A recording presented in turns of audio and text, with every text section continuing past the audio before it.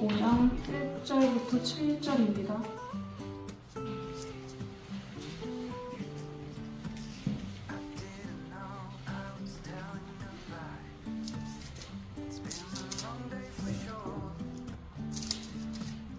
(1절부터) 교독해서 읽겠습니다. 나는 참 포도나무요 내 아버지는 농부라.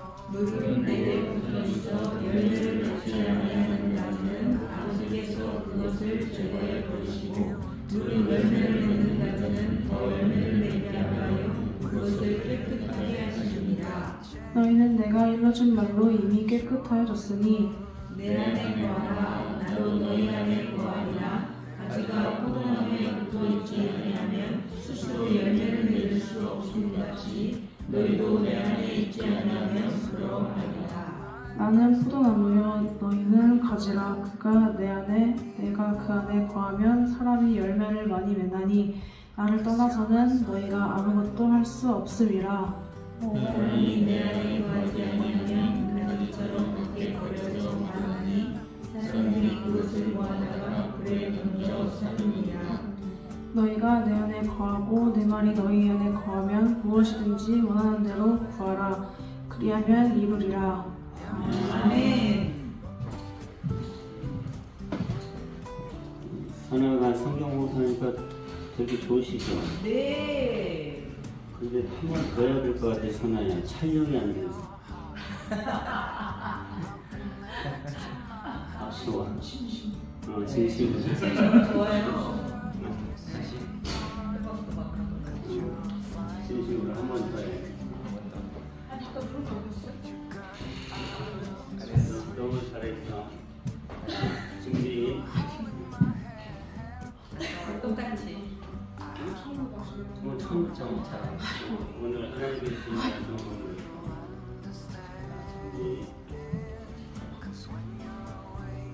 오늘 하나님께서 저희에게 주시는 말씀은 요한복음 15장 말씀입니다. 15장 1절부터 7절 한 절씩 교독해서 읽겠습니다. 나는 참 포도나무요 내 아버지는 농부라.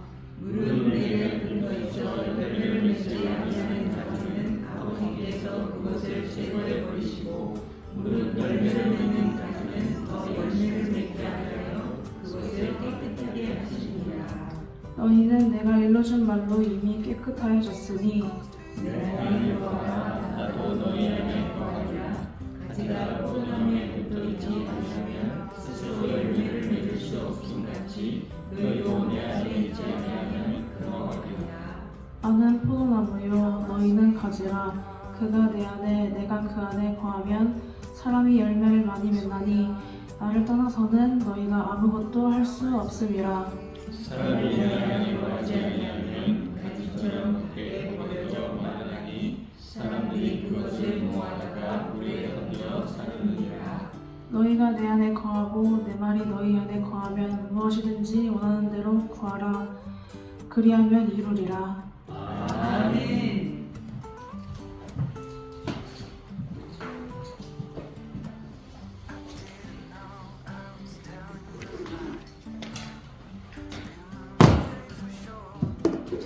할렐루야. 오늘은 이 말씀으로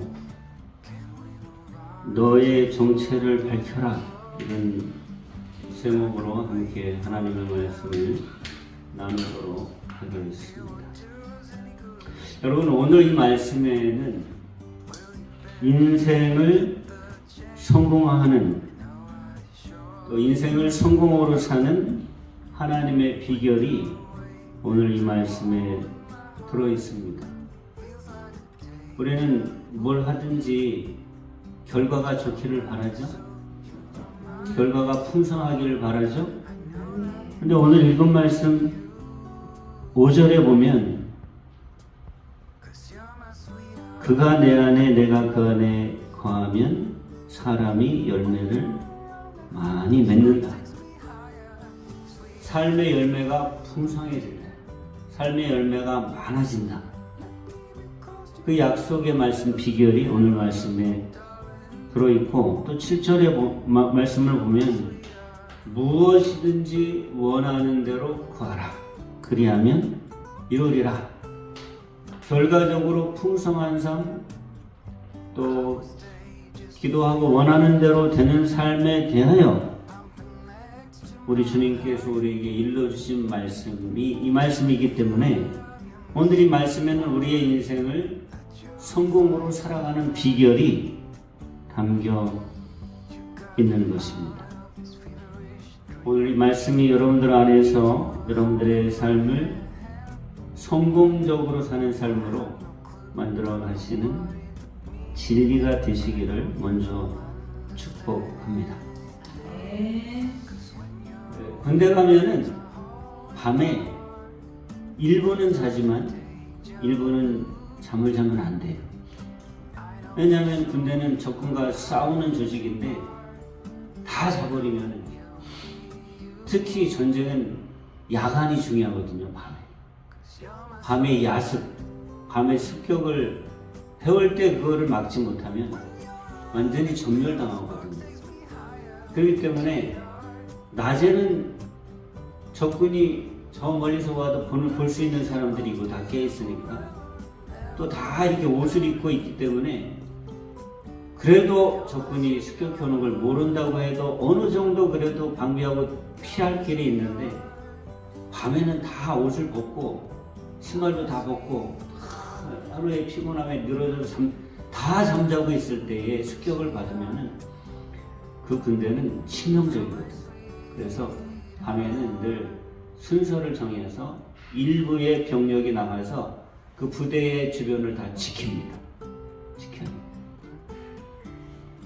그래서 밤에 둘씩 거의 짝을 져서 나가서 보초, 경계를 서야 되는 그 부분에 경계를 이렇게 서고 있죠. 그래가지고 이렇게 경계를 서고 있는데 저쪽에서 부시럭 소리가 나면은 머리가 쭉 쓰죠. 머리가 쭉 쓰죠. 뭐지? 그리고 소리 나는 데를 이렇게 가만히 보고 있는데 뭔가 거무스름하게 움직이기 시작하면 진짜 가슴이 탁 긴장이 되면서 나도 모르게 총을 탁 겨누고 경계를 쓰게 되죠. 그런데 거기에 오는 사람이 적군일 수도 있고 아군일 수도 있고 또 일반 민간인일 수도 있고 그렇잖아요. 그래서 그럴 때에 적군인지 아군인지 어떤 사람인지를 식별하기 위해서 이렇게 대응하라고 다 훈련을 시키는데 그걸 수하라 그래요. 수하가 아니라 수하. 군대에서 야간에 경계를 할 때에 적군인지 아군인지를 식별하기 위해서 보초서는 그 군인이 법칙에 따라서 하는 행위를 수하라 그래요. 수하. 제일 처음에 어느 정도의 거리에 오면은 말소리가 들릴 정도의 거리에 오면 가만히 있다가 정지! 움직이지 말고 서라 그래요. 정지를 시켜야 돼요. 그 다음에 그 사람이 어떤 짓을 할지 모르니까 그 다음에 하는 말이 손 들어! 손을 이렇게 내리고 있으면 무슨 짓을 할지 모르잖아. 그러니까 정지시킨 다음에 손 들어! 이렇게 한 다음에 분명하게 경고를 하는 거죠. 움직이면 쏜다! 진짜 총을 들고 있잖아요. 이렇게. 적군이면 쏴야 되잖아. 그러니까 정지! 손 들어! 움직이면 쏜다! 그 다음에 하는 게 암구. 저녁 몇 시가 딱 되면은 오늘 우리나라 전국의 병사들에게 오늘 밤에 아군인지 적군인지를 식별하는 물어보는 낱말을 던지면 그 낱말을 답을 해야 돼요. 그래서 오늘 저녁에 암거는 김문수, 이재명이다. 그러면 정지! 손들어! 움직이면 쏜다! 그런 다음에 김문수! 그러면 저쪽에서 이재명! 이렇게 해야지 우리 편입니다. 그 말을 못하면 적군이지. 그래서 저녁에 군인들은 그 암구호를 다 정확하게 기억을 해요. 그래서 쫄병일 때, 신입병일 때, 암고 훈련식일 때 암고를 딱 해주고 중간에 이제 고참이 오늘 암고 뭐야? 윤석열이었던가? 이러면 막 두들겨 맞는 거지. 이게 지금 나가서 죽으려고 암고도 요즘 막 두들겨 맞는 거지. 그렇게 해서 이제 마지막으로 묻는 게 암고가 누구냐? 누구냐? 너 누구냐?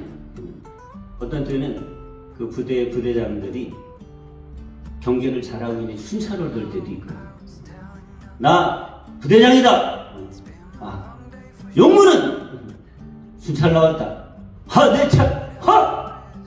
임무 중 이상무! 아, 이렇게 하는 거지. 우리 군대 갔다 오신 분들은 다 빙그레 군대 생각나는 거지. 우리 여성 동무들은 좀 생소하죠? 마지막으로 묻는 게 너의 정체가 뭔지 밝혀라. 그게 수화의 마지막 부분입니다. 그렇지 않으면 죽는 거죠. 그걸 잘못하면 총에 맞아 죽는 거죠. 근데 인생을 살아가면서도 시간 앞에, 미래 앞에, 사람 앞에, 자기 하는 일 앞에 자기의 정체를 분명히 밝히는 게 되게 중요해요. 내가 누군지를 정확하게 밝히는 게 되게 중요해요. 그래서 인생을 잘 살려면, 인생을 성공적으로 살려면 자기 정체를 늘 잘 밝혀야 돼요. 그럴 때에 시간이 내 편이 되고, 사람이 내 편이 되고, 공부가 내 편이 되고, 일이 내 편이 되는 거예요. 그만큼 내 안에 내 정체를 밝히며 산다는 것은 내가 준비되어 있다는 것을 이야기하는 거죠. 내가 그만큼 일에 대하여 내가 누구인지를 정확히 알고 준비하고 있다. 그렇기 때문에 그런 자신의 정체를 일에 대하여 잘 밝히는 사람은 일을 잘하는 거예요. 공부에 대해서도 내가 지금 하는 공부에 대하여 내가 공부에 대해 내가 무엇 때문에 무엇을 이루기에 공부하고 있는지를 자기 안에 딱 가지고 공부를 하면서도 뭐 공부한테 대해서 공부야 나는 너에 대하여 아무겠다 이렇게 정체를 밝히지 않지만은 공부를 하면서 마음의 자세가 공부를 대하고 공부가 나를 대하여 대하는 것이 정체가 분명하면 공부도 나에 대하여 도움을 주고 나도 공부에 대하여 능력을 갖게 되는 거죠. 그렇기 때문에 인생을 잘 살기 위해서는 자기 정체를 분명히 밝히면서 살아야 되는 거죠. 나는 누구냐? 내가 누구냐는 거죠. 내가 누구냐는 거죠. 그래서 자기 정체를 분명히 하고 그것을 뿜어내면서 사는 사람이 인생을 잘 살 수 있게 되는 겁니다. 오늘 말씀 내용이 인생을 성공적으로 사는 비결을 가르쳐 준다고 했는데 이 말씀을 보면 예수님께서 이 말씀을 사람들에게 우리에게 들려주시면서 제일 처음으로 하는 것이 뭐냐면 정체성을 선언하시잖아요. 오늘 요한복음 15장 1절에 보면 뭐라고 말씀하세요? 나는 참 포도나무다. 예수님이 우리에게 어떤 분이신지를 정체를 밝히시잖아요. 내가 너희에 대하여 내 정체는 뭐냐? 나는 누구냐면 너희에 대하여 나는 참 포도나무다. 예수님은 자기의 정체를 분명하게 정확히 가지고 계시고 그것을 사람들 앞에 밝히시는 거예요. 그리고 또 자기에 대한 정체만 밝히는 것이 아니라 하나님이 자기에 대하여 어떤 분이시고 하나님이 너희에 대하여 어떤 분이신지를 정체를 분명하게 밝히시는 거예요. 내 아버지는 농부다. 하나님은 내 아버지시고 너희에 대해서는 너희의 삶을 가꾸어 가시는 농부시다. 15장 5절에 보면은 거기에는 우리에 대한 정체도 분명하게 말씀하세요. 나는 포도나무고 이미 1절에 밝히신 대로. 그런데 우리에 대해서는 뭐라고 정체를 밝히세요? 5절에 보세요. 우리는 뭐예요? 너희는 가지라. 이렇게 정체를 밝히는 게 굉장히 중요해요. 하나님 앞에서도 내가 누구인지 정체를 알고 하나님에 대한 내 정체를 밝히는 게 더 굉장히 중요한 거예요. 신앙에 있어서. 하나님, 나는 하나님 앞에 아들이에요, 딸이에요, 사랑받는 자예요, 없어서는 안 될 귀염둥이에요. 하여튼 뭐 자기의 정체가 하나님 앞에 분명해야 돼요. 그리고 그것뿐만이 아니라 이 세상을 살아갈 때 나의 정체가 분명해야 돼요.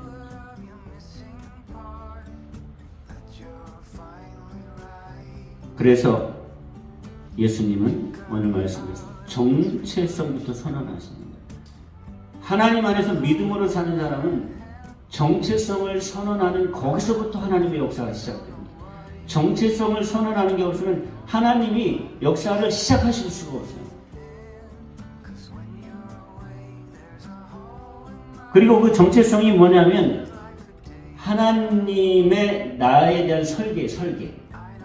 나를 하나님이 어떻게 설계하셨느냐, 내 인생을 하나님이 어떻게 설계하시느냐, 그 설계도, 나에 대한 설계가 나의 정체성이에요.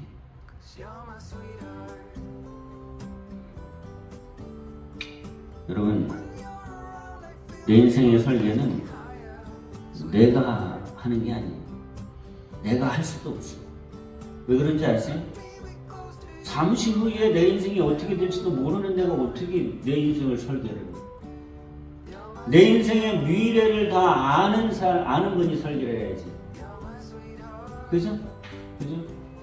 만약에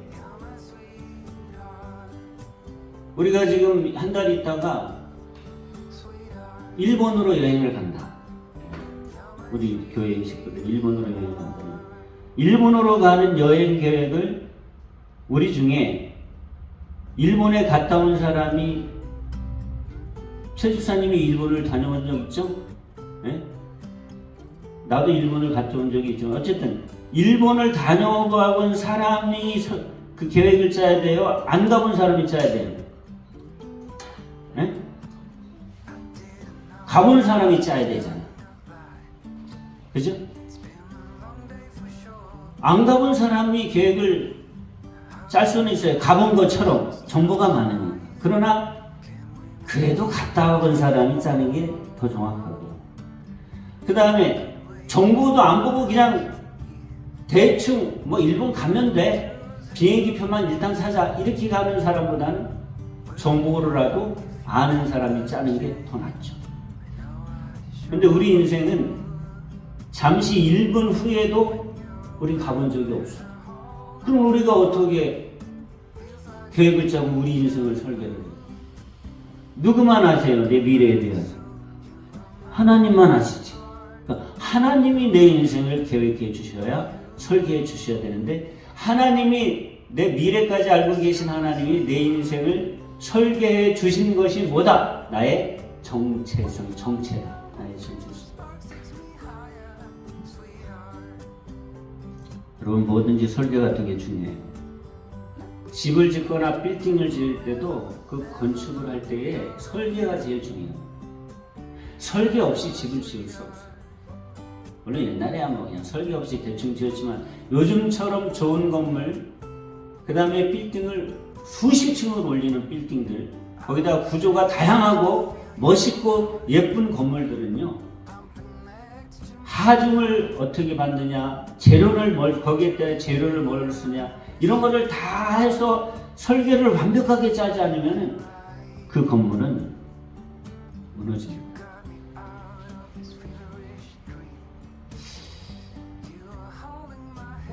설계가 되게 중요해요. 제가 우리 부모님이 동해리 사시는데 그 동해리 집이 25년 됐어요. 농가주택으로 지었어요. 농가주택은 30평이 딱 한 개야. 그 30평 이내로 짓는 거는 건축사의 설계가 필요 없어요. 그래서 우리 부모님 집 지을 때 누가 설계할게요? 집을? 우리 부모님 집 누가 설계할게요? 엄청난 설계사한테 내가 부탁을 했죠. 조규철이라고. 그래가지고 딱 30평을 짜가지고 조규철 설계사가 딱 방, 안방, 건너방, 그다음에 서재, 주방, 거실, 창고 해가지고서 그 컴퓨터로 짰거든요. 근데 누구든지 와서 그래요. 아, 집 구조가 너무 좋다고. 그래서 내가 좀 후회하는 게 있어. 아, 건축을 할 걸 그랬다. 전공을. 건축을 할 걸 그랬다. 여담이고요. 건축은 설계가 중요한데 설계를 잘해야 집이 튼튼하고 멋있고 사용하기 편하고 가치가 나요. 그래서 설계 비용이 엄청 비싸요.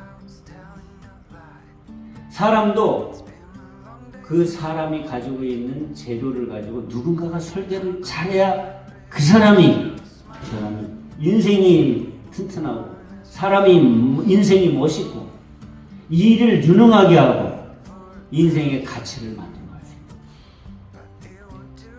그 설계를 누가 해야 되냐? 하나님께서.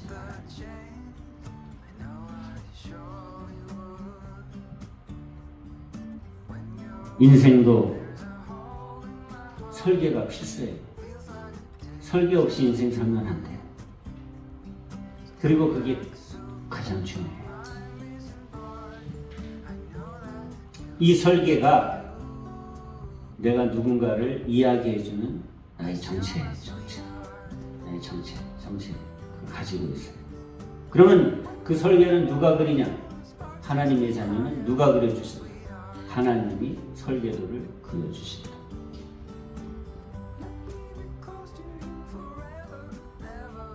오늘 말씀 보면은 우선 가장 중요한 정체성을 예수님께서 우리에게 말씀해 주시는 거예요. 하나님은 우리 아버지로 농부시다. 나는 좋은 포도나무다. 너희는 그 포도나무에 붙어있는 가지다. 아버지는 농부시고 아버지의 아들인 내가 포도나무 줄기이기 때문에 너희가 가지로 붙어 있으면 너희는 하나님께 너무너무 사랑받는 포도나무 가지라는 거죠.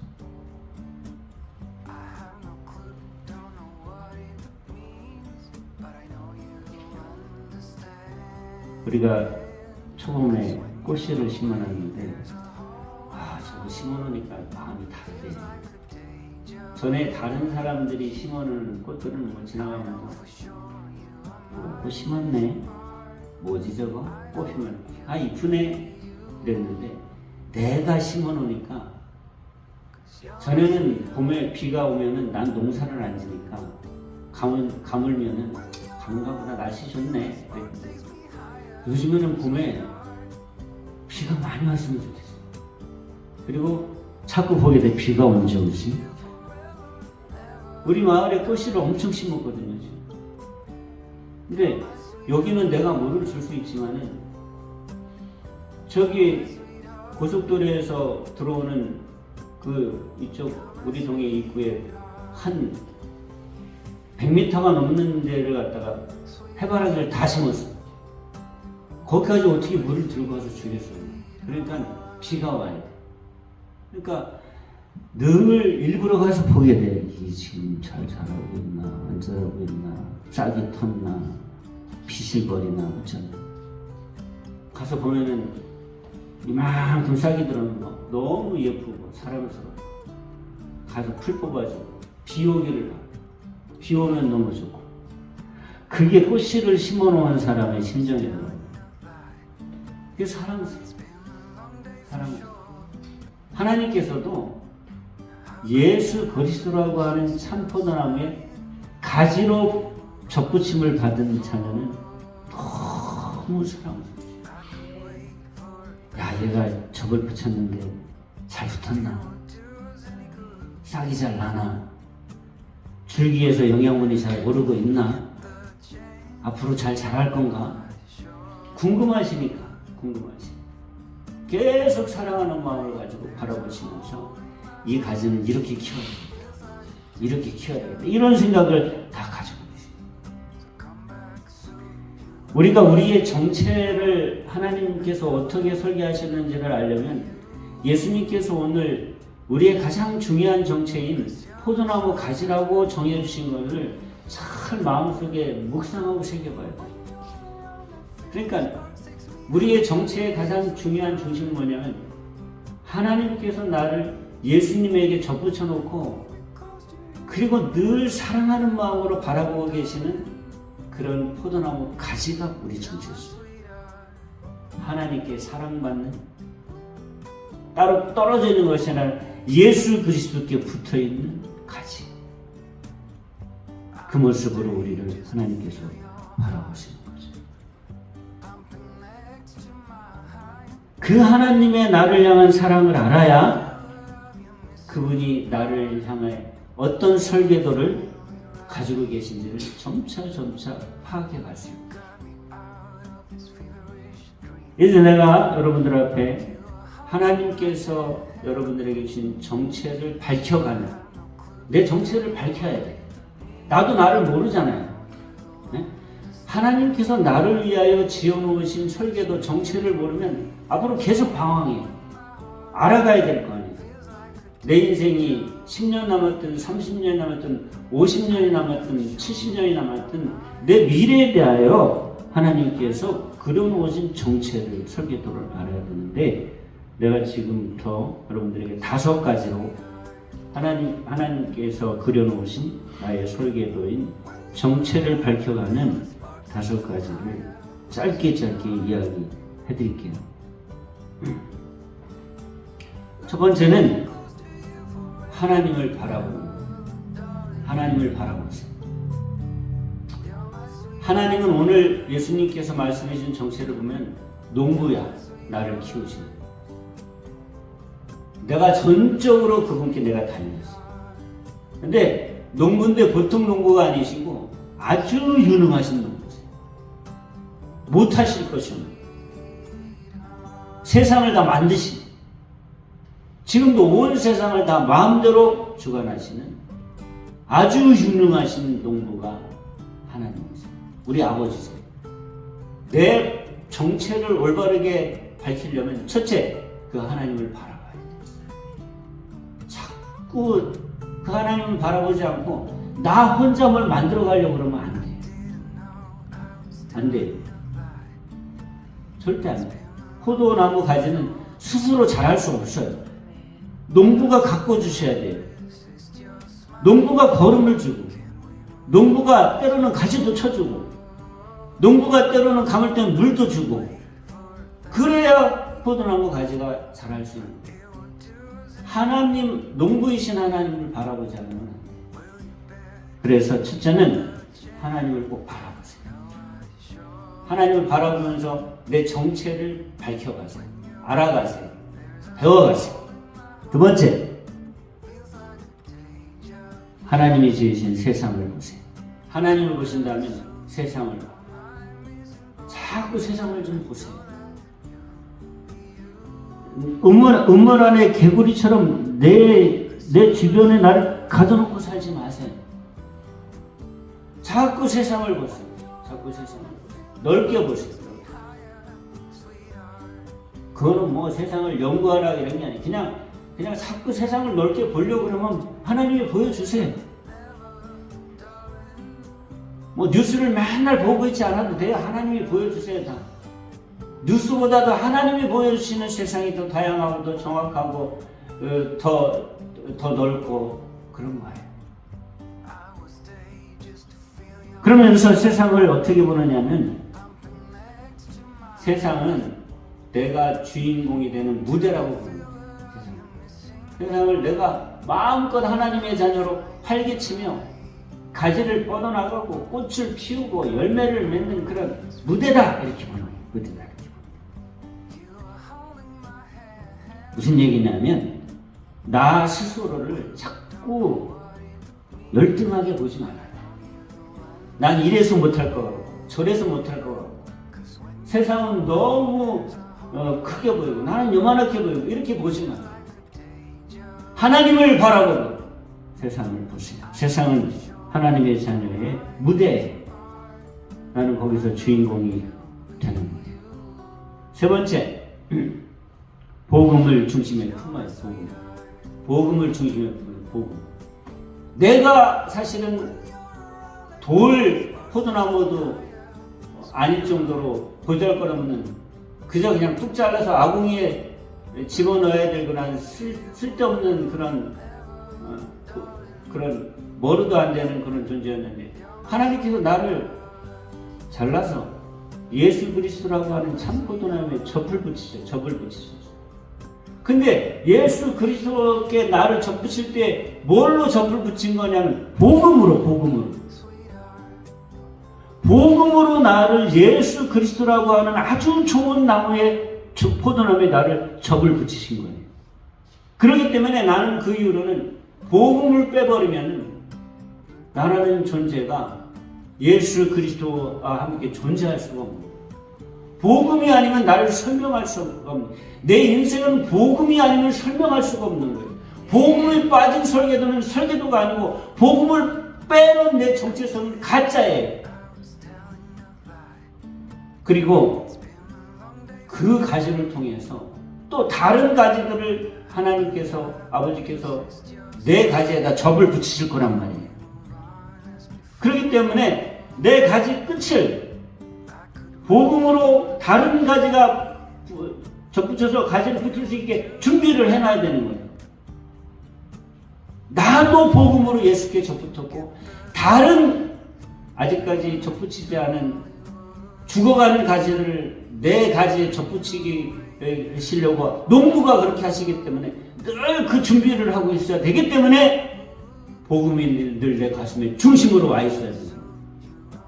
다른 가지들, 죽어있는 가지들, 다른 친구들, 다른 동료들, 다른 선배들, 함께하는 사람들, 스쳐가는 이웃 주민들 중에 예수 안 믿는 사람들을 보면 늘 그 가지가 농부께서 접을 붙이실 때는 붙일 수 있도록 늘 준비하고 있어야 된다는 말이에요. 늘 준비하고 있어요. 늘 언제라도 내 양분의 복음을 전해주려고 하면 내 입을 사용하실 수 있도록, 내 마음을 사용하실 수 있도록, 내 물질을 사용하실, 내 시간을 사용하실 수 있도록 늘 복음을 품고 준비하고 살아야 된다. 그 복음의 중심이 흔들리면 내 삶은 흔들립니다.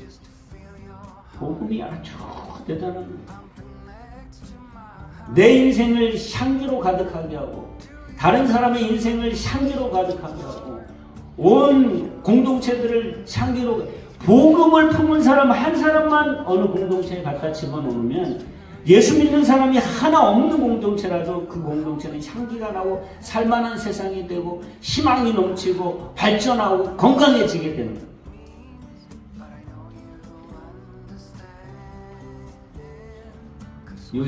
이 나무 이름이 백화등이에요. 이거 백화등.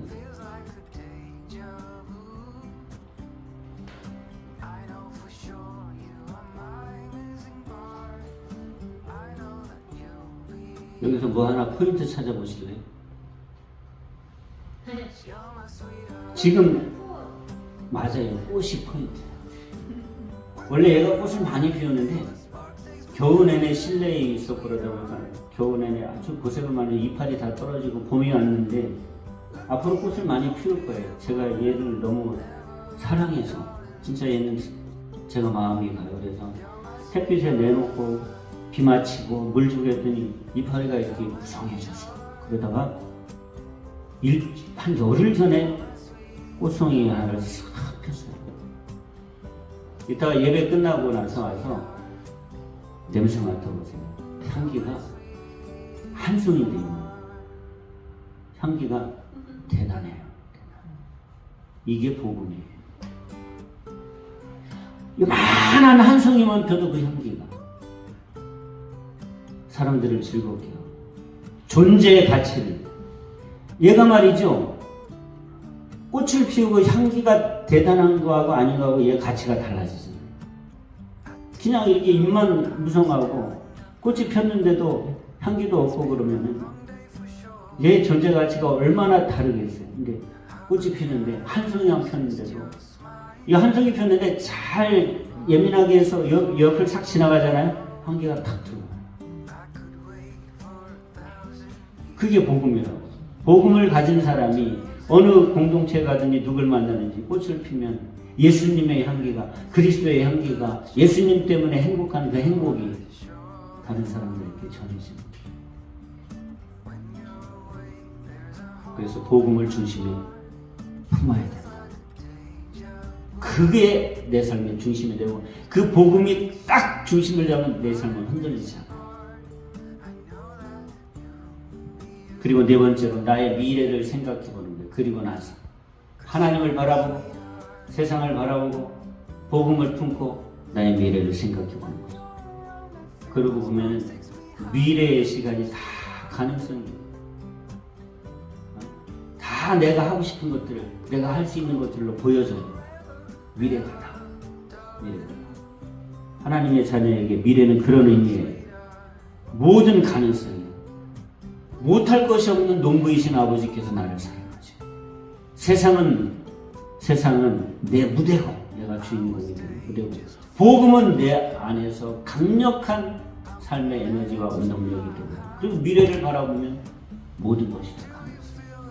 그리고 마지막으로 다섯 번째 내가 하고 싶은 일들을 느껴보는 거예요. 내가 하고 싶은 일. 죄 짓는 일이 아니라면 다 괜찮아요. 이렇게 네 가지의 마인드를 가지고 내가 하고 싶은 일을 생각하면 사단이 주는 비전 같은 건 안 들어요. 자연적으로 내가 하고 싶은 것들이 복음을 위한 하나님께 영광을 드리고 하나님이 설계하신 설계도 안에 있는 비전들이에요. 그 하고 싶은 일에 최고의 주체가 되게 기도하는 것들이 나의 정체성이 되는 거예요. 그게 하나님께서 나에게 보여주시는 설계도고 나는 나의 그 정체를 밝혀야 하는데 나의 정체를 하나로 국한시키지 못해. 예를 들어 나는 컴퓨터 프로그래머 그 하나에 국한시키지 못해. 이 네 가지를 바탕으로 해서 내가 하고 싶은 걸 다 나의 정체성으로 하나님 앞에서 갖고 있으면 돼요. 그건 다 할 수 있는 일들. 왜? 하나님이 우리 아버지시기 때문에. 하나님이 아버지.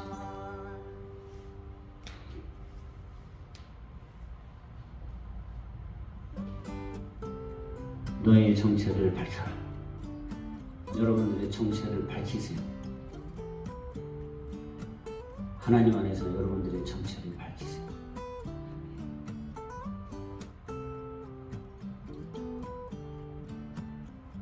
하나님 아버지 감사합니다. 오늘도 요한복음 15장의 말씀으로 우리의 인생을 성공적으로 살아갈 수밖에 없는